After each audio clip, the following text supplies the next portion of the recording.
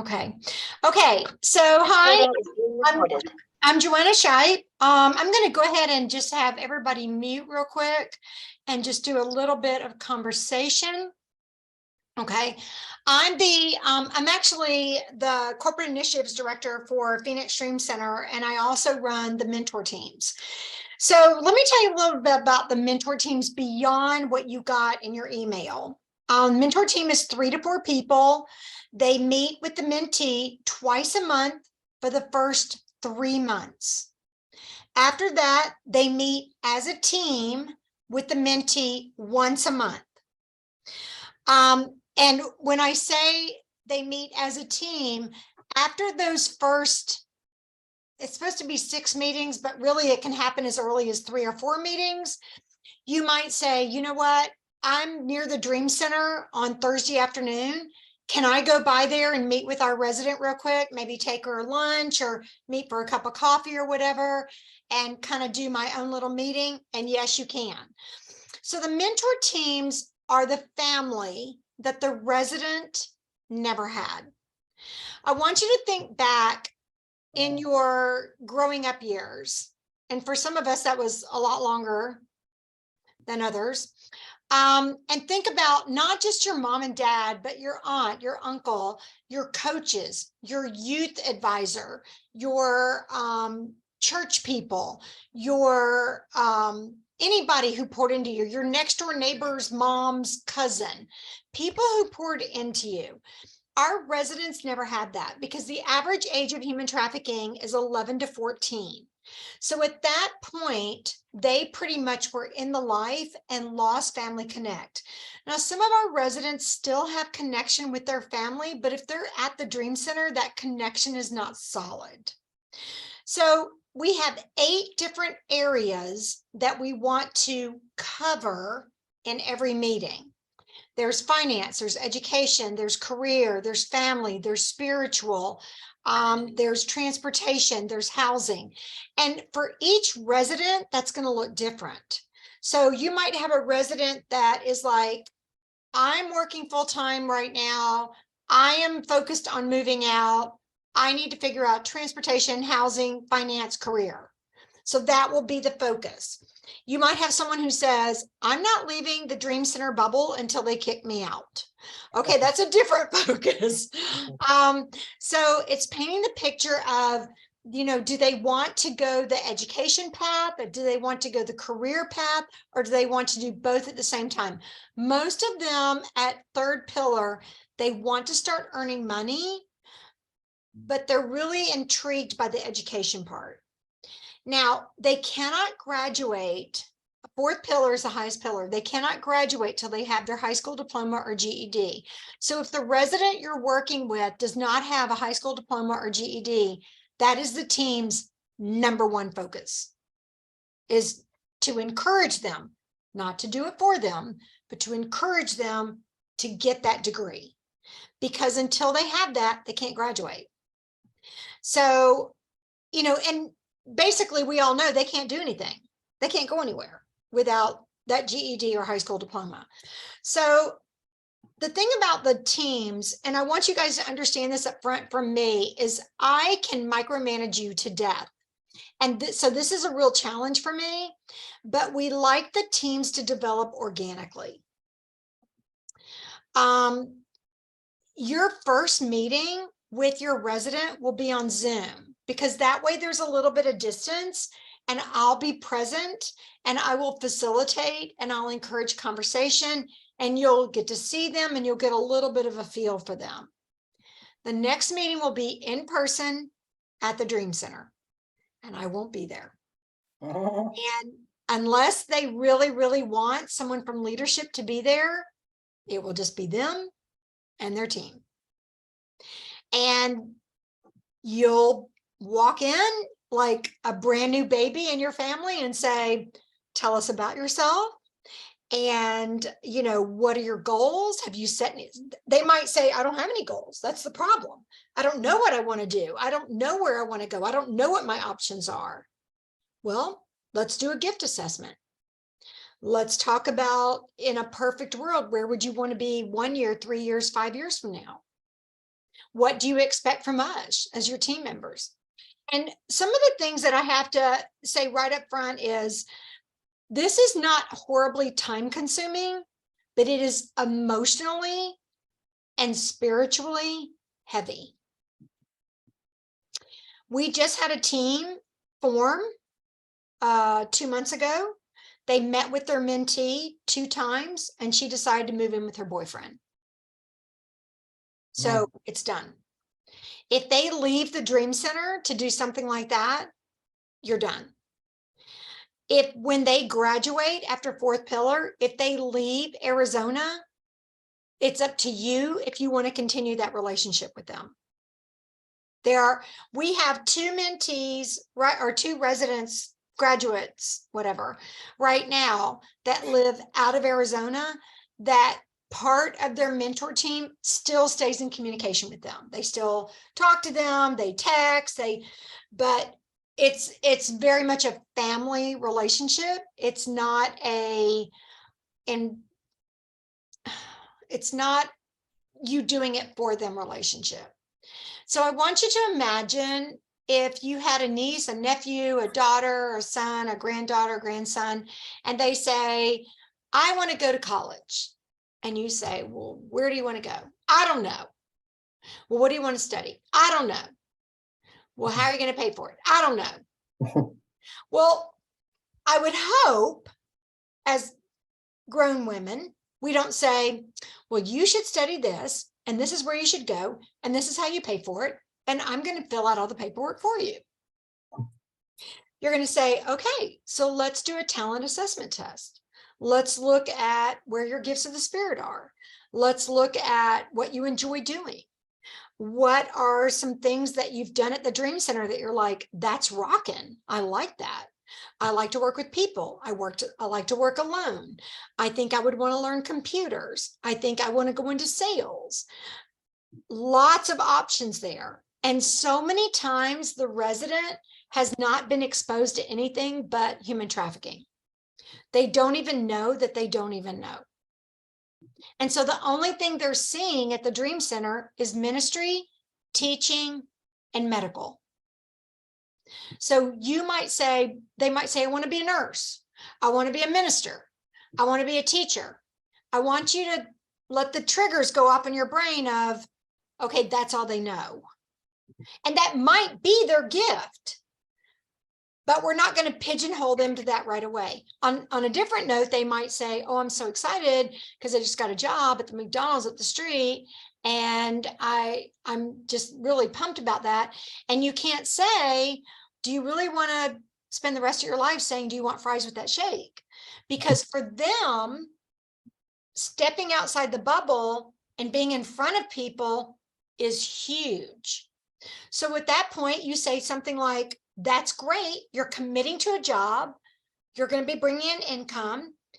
Is there, and I'm huge on education. Is there a way you can work there? A lot of them go to work at Little Caesars Pizza up the street, stuff like that. Is there a way you can do that and still be maybe working on a vocational degree or a college degree? Or if they haven't gotten their GED or high school diploma, that's their focus. That's it. Another thing that happens in 3rd pillar when they get a mentor team is they start getting freedom to the outside world again.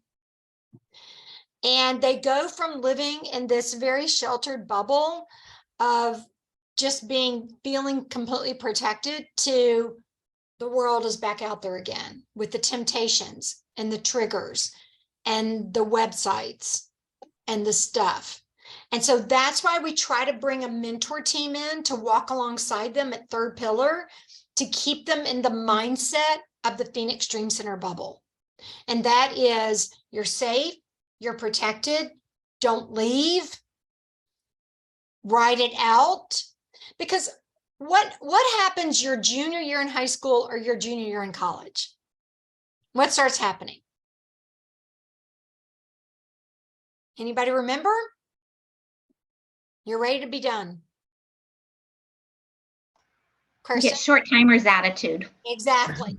You're like, I did pillar 1, I got through that. I did pillar 2. Everybody thinks I'm a rock star. I'm in pillar 3. I got to go all the way to pillar 4. I got to go all the way. I remember my daughter, when she was a junior in college, she goes, Mom, I've already logged 1,000 hours in the classroom. Why do I have to do my senior year?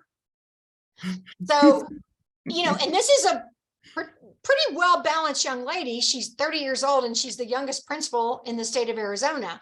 So she's got her act together. If that's the way she's thinking, imagine how they are. So that this is when we might lose some of them. They're like, I'm going to go out and I'm going to see if I can do this myself. I feel really good. I feel confident. I feel healed. And the healing has not, it is not finished. The trauma is not finished. They have a Band-Aid right now. So one of the things that we want to encourage them to do with a mentor team is now you have these 3 or 4 people surrounding you and loving on you and pouring into you and believing in you. Why would you leave and go back to the life? So I want to give you the bad stuff up front. Residents will lie to you. They will tell you stories. Their emotional and spiritual development stopped when they were trafficked. So a lot of them think and have emotional development as a 14 or 15-year-old. Do you remember being 14 or 15? Scary times. If you say, well, why are you having, you know, if they say, oh, I'm so mad at so-and-so, well, why do you think you're having problems with that person? Well, because they're mean to me or they stole my stuff or whatever. Instead of saying, well, that stinks and you need to go pop them and get them back, you need to say things like, well, tell me if this were happening to me right now, what advice would you give me? We never take, like if they say leadership hates me, you're going to hear that no matter what, no matter who it is. Leadership's mean to me. Leadership hates me. They won't listen to me, because that's their whining 14-year-old self. That's where you say, well, tell me, how are you communicating with leadership? Turn it back on them. And this is where I can give you advice as you go along when situations happen, but I don't want to micromanage you up front, because I want this to happen very organically. But I want you to understand something. You are not Santa Claus. You do not give them money. You do not give them gifts unless you approve it with me. Some of our peeps, they might need a new phone or something like that. And Sonia might say, Joanna, I have a phone. I'll take the SIM card out. I'll put in a new one. Like, it's no skin off my teeth. We just need to talk about what that looks like. Why don't they have their own phone yet? The phone they have, why is it so bad? Maybe they need restrictions on their phone. So there's a lot of communication with this. Debbie may say, hey, I'm going to be right near the Dream Center, or I can make time to go visit Cindy on Wednesday afternoon. She runs it through her team leader. Her team leader communicates with me, and I say, Cindy's on probation right now. She's lost her phone. She tested dirty. She went away this weekend, came back. She's got alcohol in her system. She's got marijuana in her system. So these are children in the bodies of 20-something-year-olds. And the time commitment is this, and the emotional commitment is this. And I just want to forewarn y'all, and if you don't have a thick skin, don't do this, because they can quit, they can walk out, they can contact you with their sad story and suck you in. And that's where you have got to communicate with your team leader, who immediately communicates with me. Now, I would love for all of the mentor team members to be able to communicate directly with me, but that would be about 600 people talking to me every week. So on every team, there is a team leader. And right now we've got enough people to form 2 teams. And because we've got 3 people who couldn't be on tonight. So hi, everybody who missed the live, but I need at least 2 people, possibly 3, to step up and say, I'll be the team leader. So let me tell you what the team leader does. The team leader's biggest job is, 1, to coordinate everybody's schedules. It's like playing Tetris on a calendar. What is the best day and time of the week to have your twice a month meetings and then your once a month meetings? Most people end up on the weekends. There's 2 teams right now. One meets on Mondays, one meets on Thursdays. They've done it for the past 2 years. It works for them, but everybody else pretty much goes weekends. The second thing is, after every meeting, whether it's the team or just 2 people from the team meeting or 1 person, they have to send me a report. And it's basically, hey, we met with Susie and this is what we discussed, and highlighted are the things that we need leadership to address immediately, because this might be some triggers that's causing her to feel the way she's feeling. It's basically a diary, just telling me what happened in the meeting and highlighting at the top of the report anything that leadership needs to address immediately, because I'm the person that looks at those reports. And then if I see something that, you know, she says she can't get her ID card, or she needs to get her driver's license, or she needs dental work or whatever, and she hasn't expressed that to leadership, I send that immediately to leadership and they are accountable to me. And believe me, they will answer me. I don't know if it's respect or fear. I don't really care. But, you know, my main concern, my number 1 priority are the residents. It is not anyone's ego or their feelings or how important they feel they should be. It is the residents. And if you walk into this saying, my goal is to take this person where they are right now and put them on a path to success with this team, us all working together, then you've got the right attitude. Because change doesn't happen overnight. And I'll give you an example. We have a graduate, her name is Sierra. I'm allowed to share this. Sierra has 2 daughters, one that lives with her and one she's trying to get custody of. A year and a half ago, when I met her, she would not look me in the eye. She was very angry. She didn't have either daughter at that point. She didn't trust anybody. She had a resting witch face. She's mastered that one. This. And she's now our first Dream Star. She just graduated. We had our ceremony Friday night. She is, her communication skills, her goals, everything. Her mentor team all showed up for her graduation Friday night. Wow. And they were crying and applauding, and they're like, how far she's, I've got goosebumps, how far she's come. And I'm like, yeah, and you didn't meet her till 3rd pillar. Like, she was a brat, first 3 pillars. But, you know, you're going to have to deal with people who, they have PTSD and they're on meds for it. And they might be fighting for their kids, and their stories are super sad. You will get a packet that tells you every drug they've ever experimented with, how many kids they have, do they have local family, what are they currently addicted to, what are their goals. And when you read their goals, that's going to be the saddest part of the application of all, because you're going to be like, that's your goals. But we can't downplay it. We have to say, okay, if your goal is to get a job at Little Caesars, let's make that happen. Because where are they going to go from there? And if you just keep in mind, they have the mental capability of a 13 to a 15-year-old, you'll be okay. You'll be good. You'll be able to accept everything they say and never commiserate with them. Talk to them about strategies. I'm so mad at so-and-so. She stole my necklace. How did that make you feel? What was your reaction? How could you go back and have a conversation with her? Let's role play. This is raw.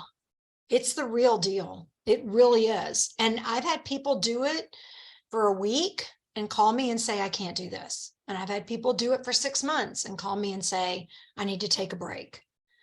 Because it's, you got to be strong. It's not the time, it's the emotion. And you can't talk about it to anybody. You can't share their names. You can't put it on social media. You could tell your spouse, but your spouse can't talk about it. Your spouse can't give their name. They have people out there looking for them. Their traffickers are trying to find them. And if they're at the Dream Center and their trafficker knows they're at the Dream Center, and Deborah, you post on Facebook or social media, I'm so excited we're taking Cynthia out for lunch today. He'll show up there. They're watching. It can be kind of scary. It can. You guys are not in danger. Let me reassure you that you are not in danger. Anytime we do anything with a resident, we always have at least 2 people there. If you, let's say Sonia, you were going to go to the Dream Center and pick up your mentee, but it was just you and you were going to go get your nails done or something like that. Although you're not Santa, I'll allow you to do that. You'll take a friend with her. You never want to be alone with anyone at the Dream Center because it can turn on a dime. They have PTSD. They have been trafficked. They have been sold anywhere from 10 to 18 times in a 24-hour period for their flesh. They're damaged. They're hurt. They're needy. They lie. They don't steal, but they want to. And so that's where you sit with them and you have to communicate as a team basically with your eyes. Like this, let's talk this through a little bit. And it might be Kirsten's night to talk about transportation and education and housing, but the conversation goes in a different direction. And Sonia, who's in charge of spiritual and family, looks at Kirsten and says, I need to take this over because she's had something happen this week. If they are on restriction or their phone has been taken away or they've gotten in trouble for something, the only people they can meet with is their mentor team. That's how much power you have. Also, when they graduate, there's a fund. It's a $5,000 fund that is at their disposal for a car, an apartment, education, whatever. Do you know who gets to decide what they're going to do with that money? The mentor team. We cannot write a check to them. It has to go to education or an apartment or a car or something else. It can't just be cash in their pocket. And if they leave Arizona, your commitment is done and we put you to the next resident. And I'm being really transparent with you guys because that's the only way I know how to be. I've been at the Dream Center now for 7.5 years. And what I have seen there is nothing short of miraculous. Our graduation rate is 94%. Our success rate is 94%. In human trafficking residential programs, that is unheard of. Usually the success rate is around 20 to 30%. We're the largest human trafficking residential rescue program in North America, second largest in the world, and we have less than 100 beds. When they get a mentor team, they are so stinking excited. They have to apply for it. They have to be at third pillar. They have to apply for it and they have to talk to me. And if that's not intimidating, I don't know what is. But still, like I said, we just had a girl that said, my boyfriend just proposed to me. I'm moving out. This is the ideal life for me. And her whole mentor team went, why? And I'm like, because their cognitive, their front lobe is still 14 years old. And what does a 14-year-old girl want? A boyfriend, someone to take care of her. So another thing too is, I don't know y'all's stories. If you have a sad story, you cannot share it with your mentee, not until you've known them for 6 to 8 months. And everybody has a sad story, and everybody has a story of abuse, and everybody has a story of something. We never want to compete with the mentee. We want to make their story our primary. We want to make their journey our primary goal. We're going to take you. Do I understand what you went through before you got here? No, but I can take you from where you are right now to a journey of success if you're willing to listen to me. We have vocational scholarships available to them. We have college scholarships available to them. We have anything you can ever imagine available to them. They have medical, they have dental, they have optometry. We had one team that was fighting for their mentee to get dental work done. And when the email got to me, I said, he just went to the dentist yesterday. We were on top of it, but I would rather know and have it covered, right, than to not know that they have a dental pain and they haven't shared that with anyone in leadership. It's tough. I mean, the Dream Center's tough, guys, and everybody there is overworked, highly underpaid. It's a 501c3. It's tough.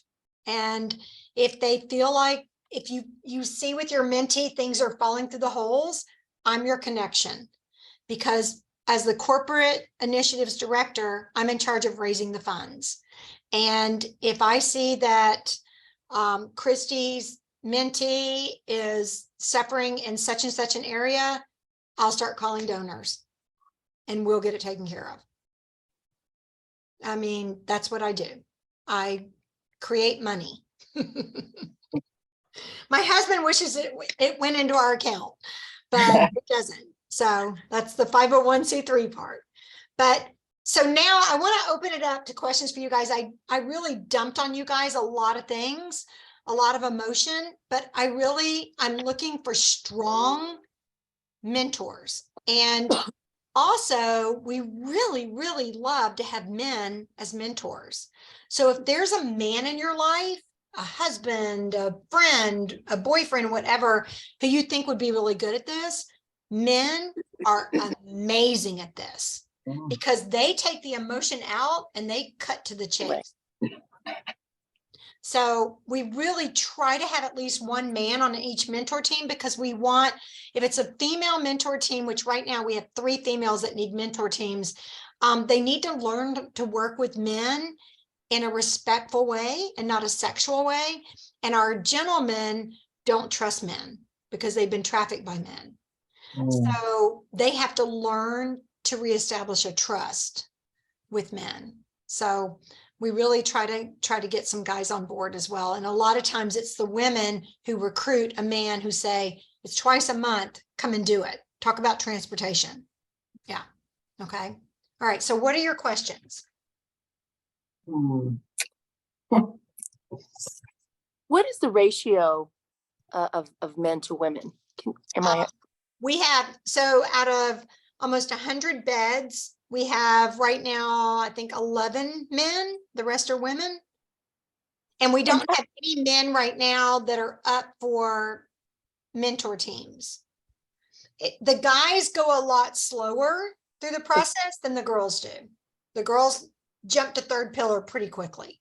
How do they find you, or how do you find the individuals? How do Good question. So let's start with sting operations, where we actually go out in the middle of the night on Friday, Saturday, or Sunday night, talk to the girls, do a sting operation where Homeland Security walks alongside or detectives from Phoenix Police Department. They set something up in a hotel room. They have the girl come in. She thinks she's going to meet with a John. And we have 3 females there saying, here's your money to give to your pimp, but do you want out? Another thing is on Saturday mornings, we have what's called the Fountain. It's under Irene Orr. She's in charge of our men's program at Phoenix Dream Center. And that's where, as the girls are coming off work, it's right near the track. And that's where most of the human trafficking is done, in downtown Phoenix. And they get a shower, they get a change of clothes, they get a hot meal. Especially when it was cold, a lot of them were in a bra and a G-string. We Okay. would give them a jacket, things like that. We talk to them, we just say, if you ever want to get out, we're here. There's no force or anything. Then you have the police departments, Scottsdale, Mesa, Phoenix, gosh, Atlanta, New York, all over the country. They'll rescue someone from human trafficking, and they want to get them out of the city to get them away from their trafficker. Or if their family trafficked them, they have to get them away from their family. Okay. So you really are the filter. When you say second largest, you really are the filter. Or everything comes to you. Are there any others in Arizona that Not like that us. are small? Okay. Okay. Not like us. Sonia, Okay. so the reason why we're so successful, and the reason why Heat and Homeland Security and the police departments want to use us, is a little known secret called we're faith-based. And that's why we get no funding from the government. We don't force them to go to chapel or Bible study or anything, actually on their daily schedule of classes, because I'm also in charge of the Hope Education Program.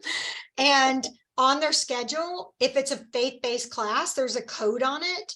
And if they don't feel like they're ready for a faith-based class, they can do pillar work or chores or go read or something like that. They have accountability every minute of every day. That's my job.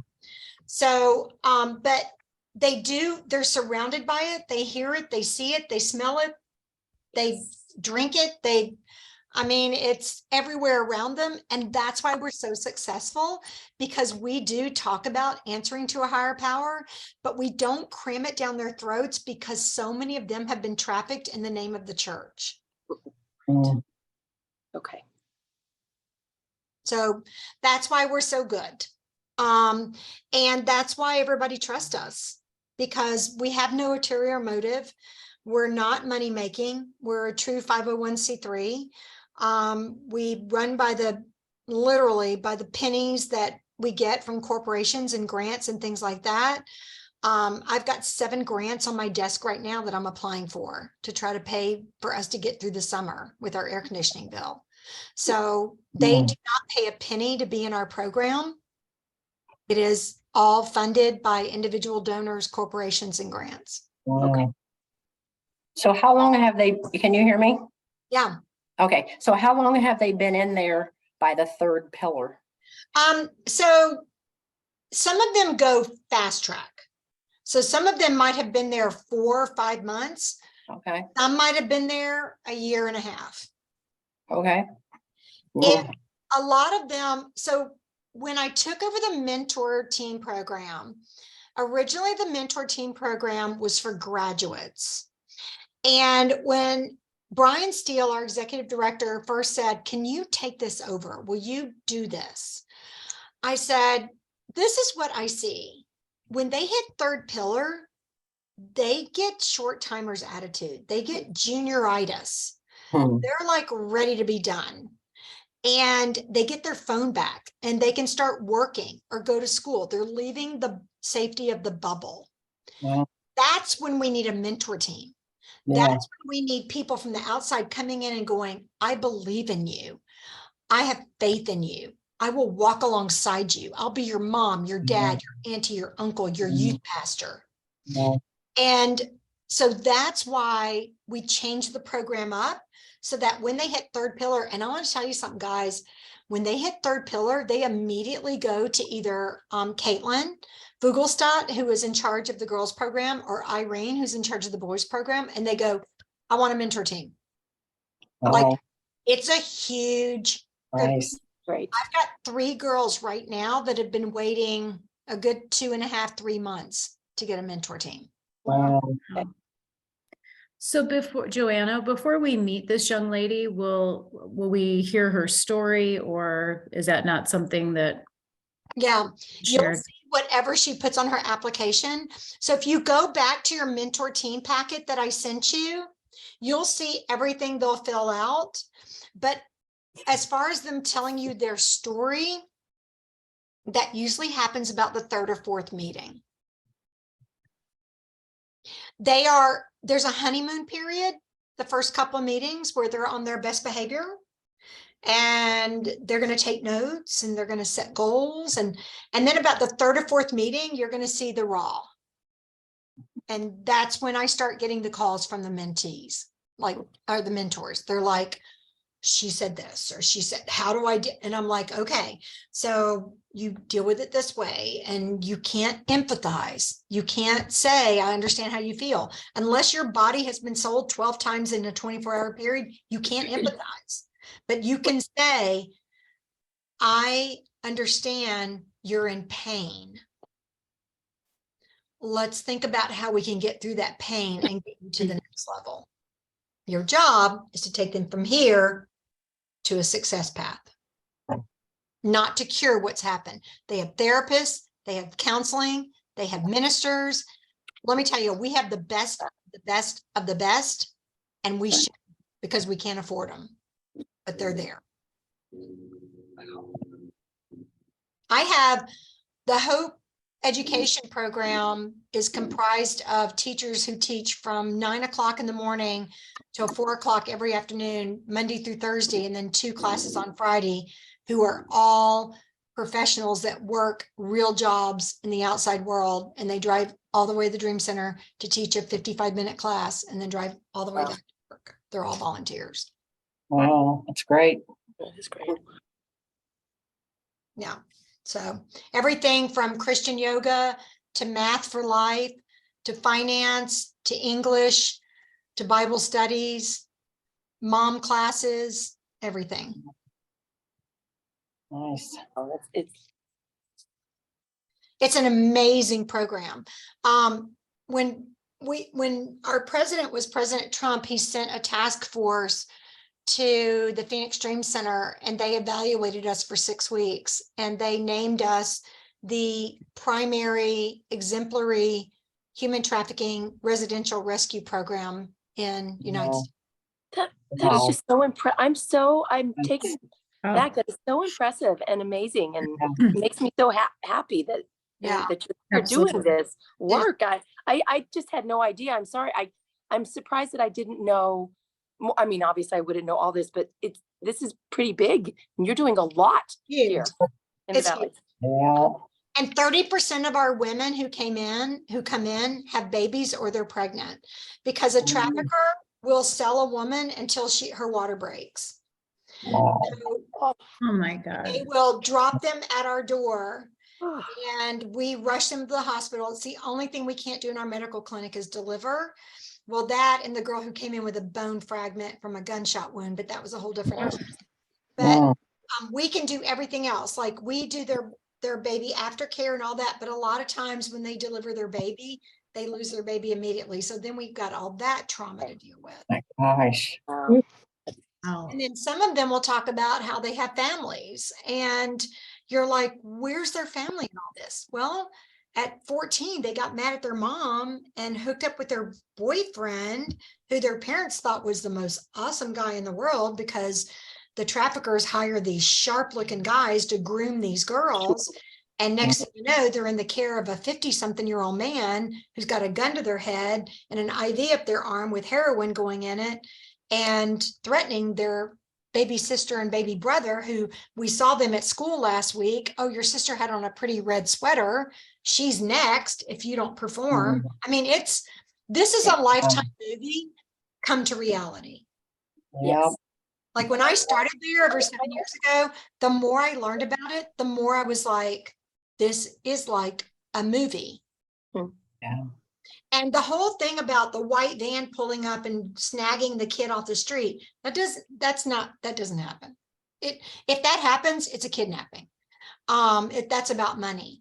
It is a grooming process done through gaming, internet, their phones, and at parties, Wow. ball games, and soccer games, and the mall.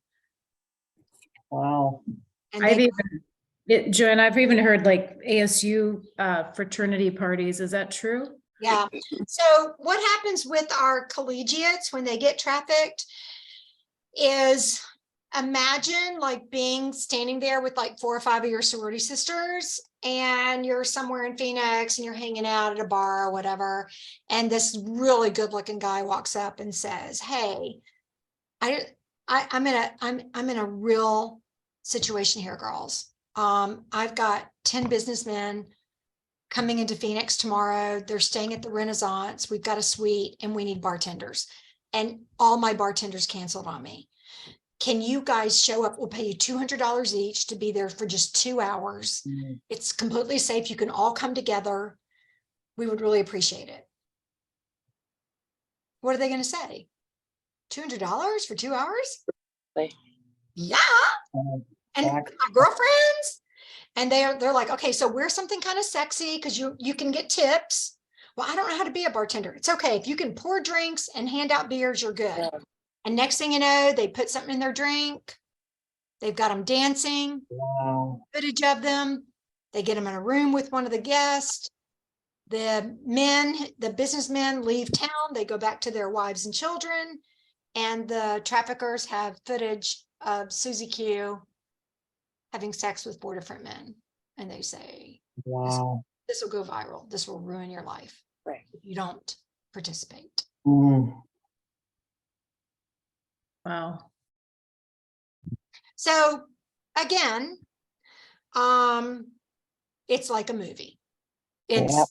so surreal. You don't want to believe it. It sounds like someone made this up, but that's art imitating life because it's happening. We actually have a graduate right now who lives on campus. You might eventually meet her, that she was part of Epstein's corral on the island. Wow. Okay. And she was under the age of 10 Ah, Wow. Gosh. and being sold to your politicians. Crazy, heartbreaking. Sex sells, and it's the oldest commodity in the world, Right. and we're dealing with the fallout. But why, a lot of people ask this, why is there so much about human trafficking in Phoenix? Is it because there's so much human trafficking in Phoenix? No, it's everywhere. It's in every small town. It's in every middle town. It's in every large city. It's in every convention city. It's everywhere. The difference is Brian and Sky Steele started the Phoenix Dream Center. They started working it in the streets in 2002. They actually had the Dream Center open in 2009. And they have done so much work with mayors and district attorneys and state attorneys and the presidential committees and all that, that Phoenix is now where the fastest growing remedy to human trafficking is happening. So a lot of focus is on Phoenix, but it's not because of the border.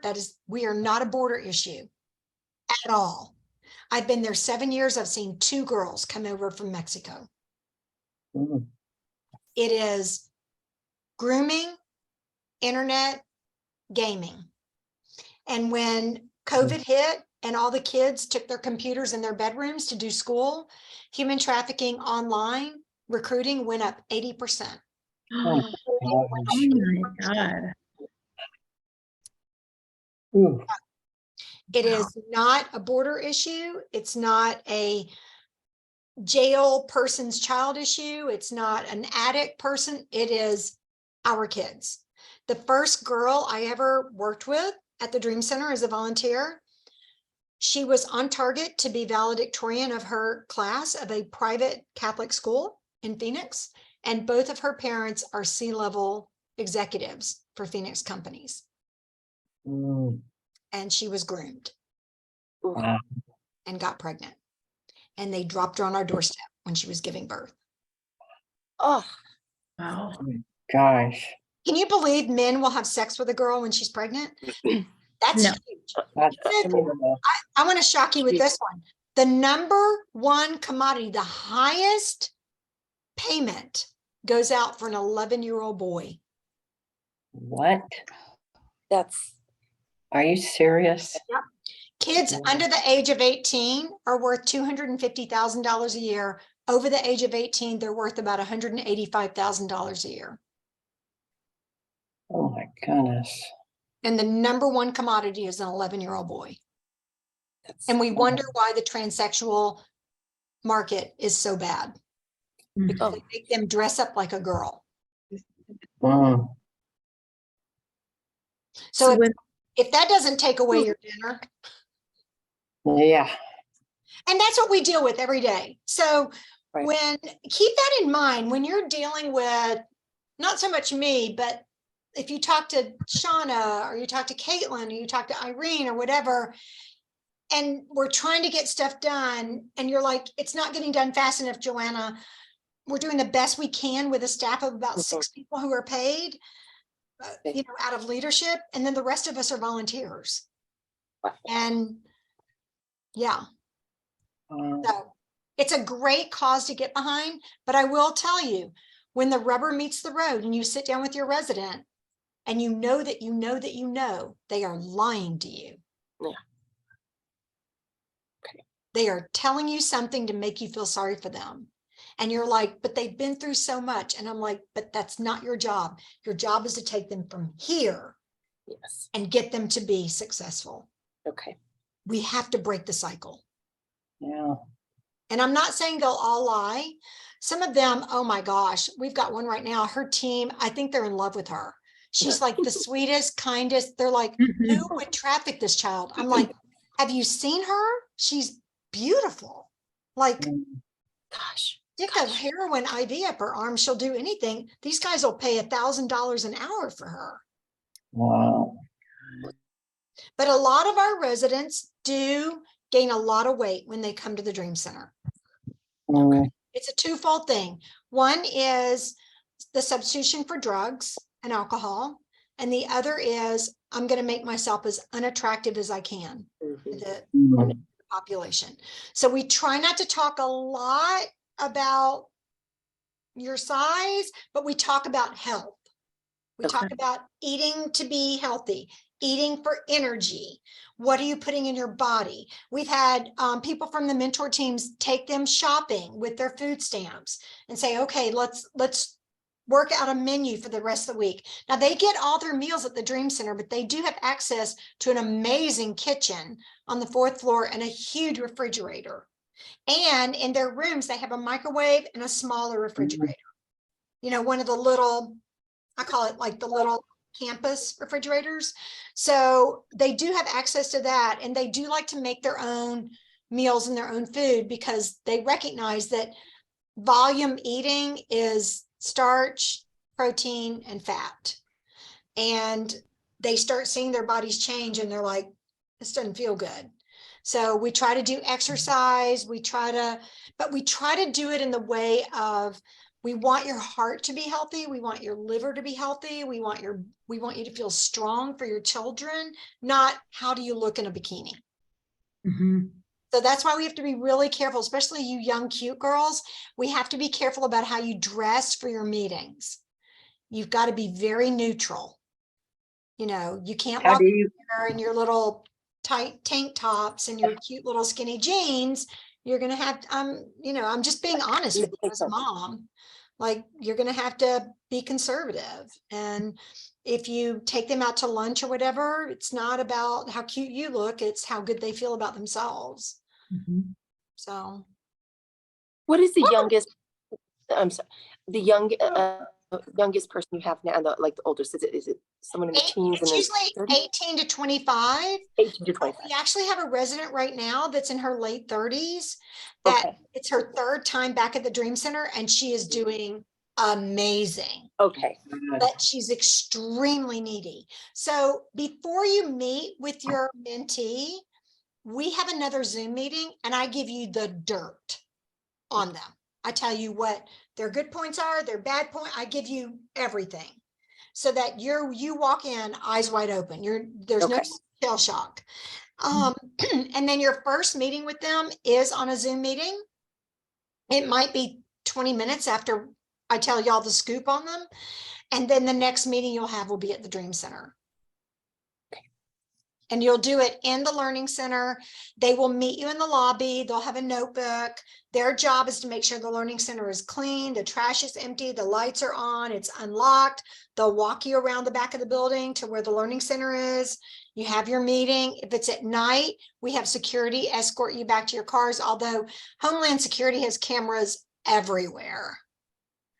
There's no security issue at the Dream Center, none. Now, a mile away from the Dream Center, not so crazy. But that's why I kind of try to look at people who might live near each other. Because like Kirsten, Sonia, and Deborah, you guys kind of live near each other.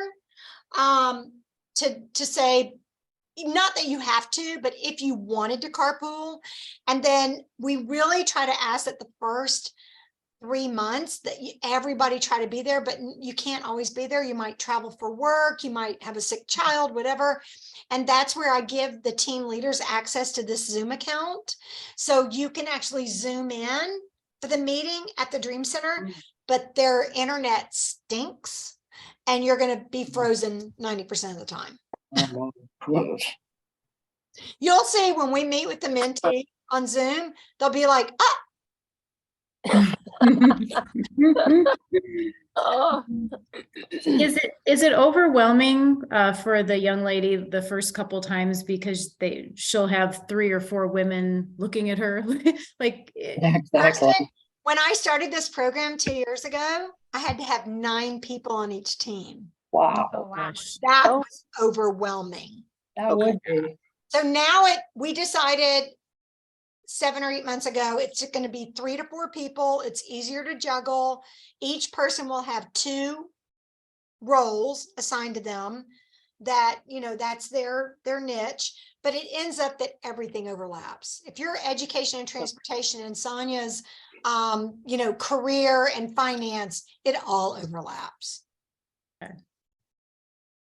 So this may be too much to ask, and I'm sure it's in the paperwork. So how do we get trained?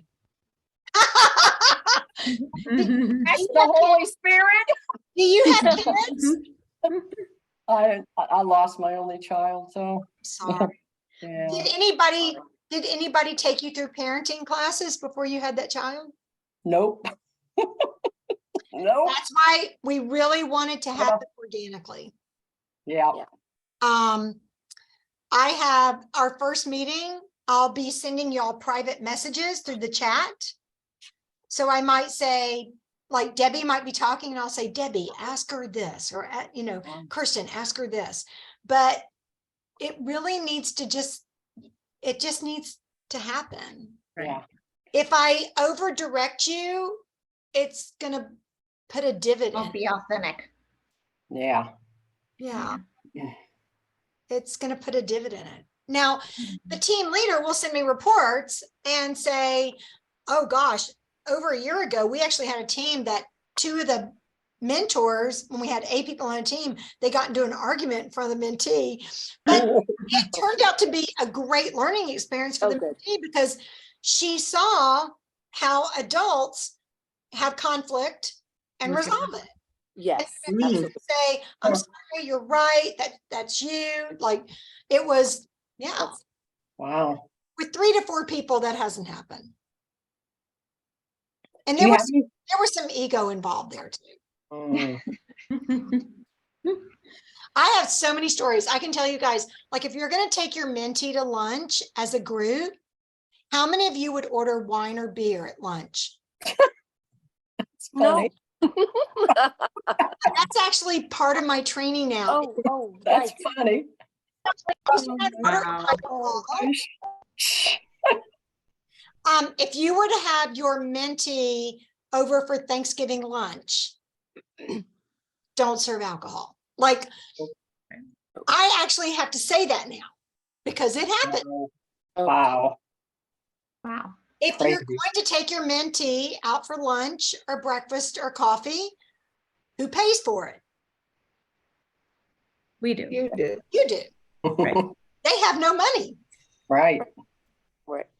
Wow. So, that's why I say you're not Santa Claus. Your first 3 months of meetings really need to be at the Dream Center. You can take snacks. fruit, whatever. You can take snacks. You can Okay. say, hey, we're gonna meet at 6 o'clock on Thursday night. Let's order a couple of pizzas. Everybody pitches in $5 and you order a pizza, but it can't be about the stuff. Okay, It has to be about the stuff. okay. And how do they get to the Dream Center for that meeting? Because they're staying, They live, uh, what's that? they live Oh, there. they actually live there. Okay, okay, that's what we've toured, right? So when you're saying Dream Center, I was thinking the church, but okay, I've been to the They're Dream thinking Center. Dream City Church. That's not Yeah. us. Okay, That's our great grandfather. Okay. We have a lot of church partners now, a lot. okay. Yeah. All right. Did I scare everybody? Nope. No, Okay, so let me tell you your next step. Your next step, whether you're live or watching this recording, is to email me, go through your mentor team packet and look at all 8 avenues of areas and give me 3 to 4 that you would really love to focus on. Tell me, I could not open that. I could not open the team program guidelines and the team checklist. I just couldn't open it on my computer or my laptop. okay. I wonder did I send it to you individually? Or was it in a group? No, you sent me several things, like 5. That was one of them, Okay, you're breaking up. or 2 of them. Okay, so, all right, so Debbie, let me send it directly just to you. Because that might be because it was in a group. Okay, And that way you can look at it, but look at the 8 different avenues and give me 3 to 4 that you would really love to focus on. Some people are led more towards the spiritual side, the family side. Some are more led towards the finance side, the education side. You don't have to be an expert in the field. Transportation usually starts with, let's look at the bus schedule to get you to work or school. Education, that's my primary thing. That and health, those are the 2 things that I love the most. And then let me know what geographical area you live in Phoenix, because that will have a little bit of play in how I place people. And then, do you think you want to be a team leader? Because the most work you'll do as a team leader is like in the first couple of weeks, figuring out, you'll get everybody's schedule and you'll kind of look at the calendar and say, okay, Saturday afternoons are best. And remember, it's only twice a month for the first 3 months and then once a month thereafter. Or you might say, it looks like everybody's available Tuesday night or everybody's available Friday afternoon. Okay. So what you'll do is you'll send me, what is your normal work schedule or your commitment schedule? Like if you have church every Wednesday night, then you just say no Wednesday nights, so you just kind of send all that information to me, email it to me, and then I kind of play Tetris, do some pre-work, and then assign the team leaders, and we'll probably launch in 2 weeks.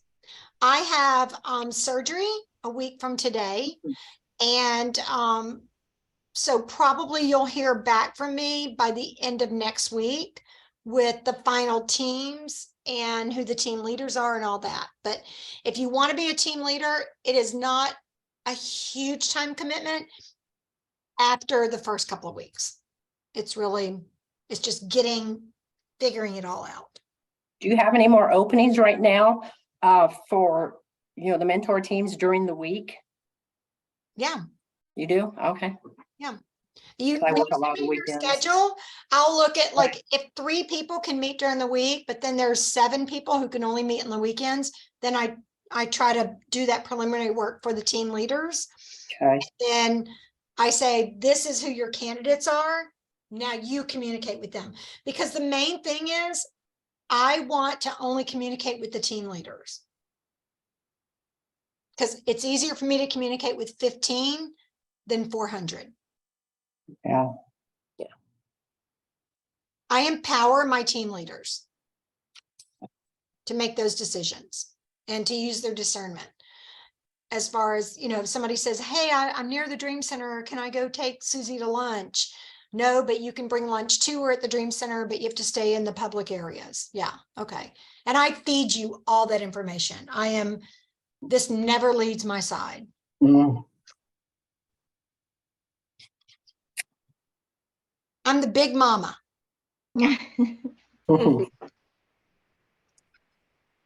I am. We actually had a male mentor with a male mentee, and he was taking him to a job site, and the job site was full. And so he said, so I just took him to my house and said, you know what? Let's pick up some lunch, and I'm going to have you do chores around my house, and I'll pay you.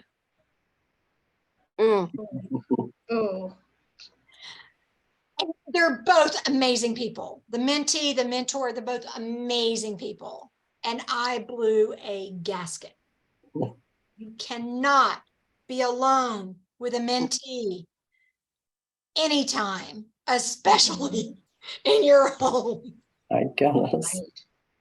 Ah, So like one of the mentor teams that's been working with a mentee for over 2 years, she sent me a text today and said, hey, so-and-so is coming to my house for lunch today. And he's a graduate. He has a car. He's getting ready to leave the Dream Center.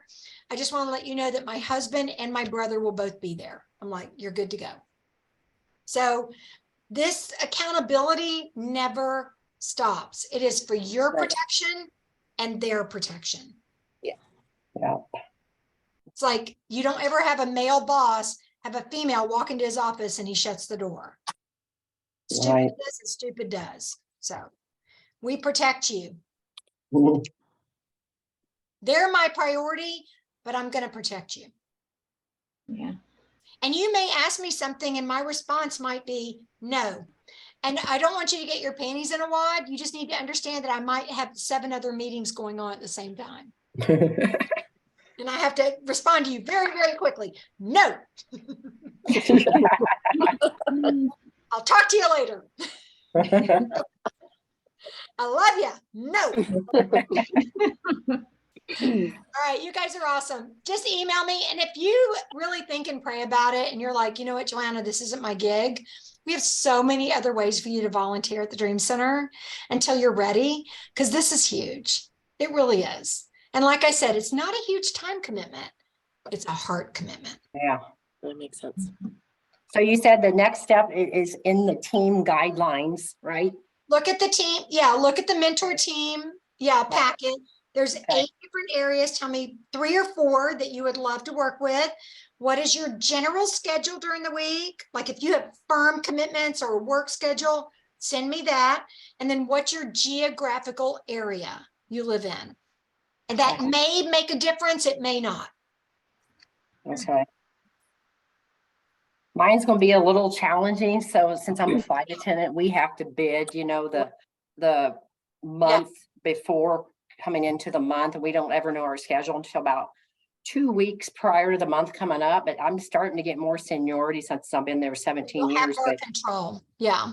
yeah, as long as I know what you need. You know, my safe area is midweek. That's always, I never work Wednesdays.